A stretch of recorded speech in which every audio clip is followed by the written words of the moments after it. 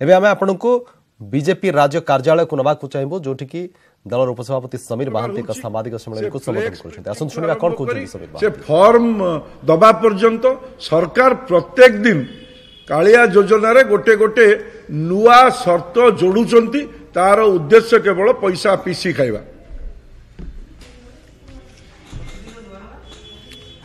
नुआ शर्त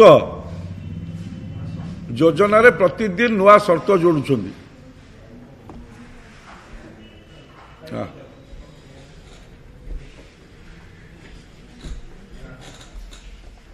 कौन कौन पचर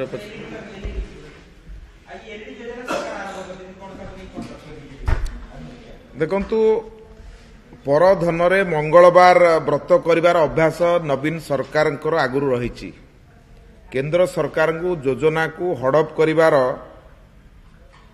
अभ्यास रे माहिर होउचंती नवीन सरकार। तेणु ये जो एलईडी योजना जो योजना जोटा कि 2016 मसीहारू भारत सरकार द्वारा आरंभ होईची तेणु ताकू आज नुआ रंग लगेकरी कहउचंती कोठी सोईथिले गत 18 वर्ष हला आउ 4 मास अछि निर्वाचन को जीवा पई जेबे आरंभ हला सेतबेले भी करि पारथांते। तेणु ये गोटे पुणी राधुआ मिछुआ सरकार आमे जो कथा कहिचु ये राधुआ मिछुआ सरकार घोषणा सर्वस्व सरकार एवं केंद्र सरकार योजना को कॉपी पेस्ट ये आउ एक उद्यम निजस्व योजना यह नुह।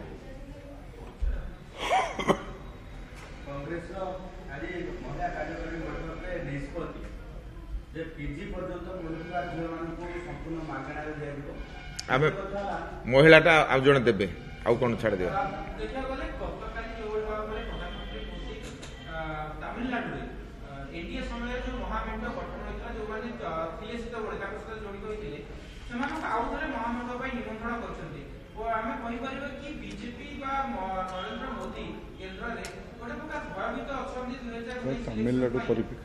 देखु बर्तमान भारतवर्षर प्रधानमंत्री जो विषय कहते से विषय को स्पष्ट भाव में तमिलनाडु विषय कहते आपण जदि देखिबे पूर्व भारत में भारतीय जनता पार्टी पूरापूरी भाव में एकाकी निर्वाचन लड़िबा पई व्यापक मात्रा उद्यम जारी करिछि।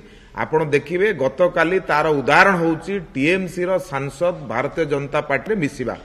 तेणु भारतीय जनता पार्टी पूर्व भारतर पूरापूरी भाव में एकुटिया निर्वाचन लड़िबा पई प्रस्तुत जोरदार आरंभ करछि एथिरे कौनसी संदेह नाही। जो कथा माननीय प्रधानमंत्री गतकाली कहिले से कथा तमिलनाडु परिप्रेक्षी कहते आपण तो देखिले टीएमसी रो कथा आपण देखिले काली तृणमूल कांग्रेस रो नेता भारतीय जनता पार्टी रे मिसुचंती एठी तो मीटिंग पर मीटिंग भारतीय जनता पार्टी करूची।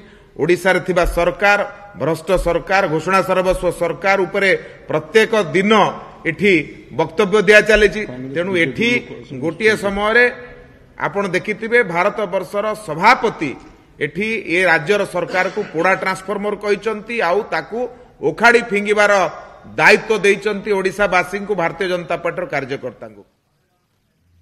तो आप शुणुले बीजेपी सामाजिक सम्मेलन गोलोक महापात्र बीजेपी मुखपात्र सामाजिक सम्मेलन को संबोधन करुले एलईडी बंटन योजना राज्य सरकार एवं ताकू नहीं समालोचना करिसेंती प्रकृत में केन्द्र योजना एवं ताकू हाइजैक करिसेंती राज्य सरकार अभियोग आनी बीजेपी सामाजिक सम्मेलन माध्यम।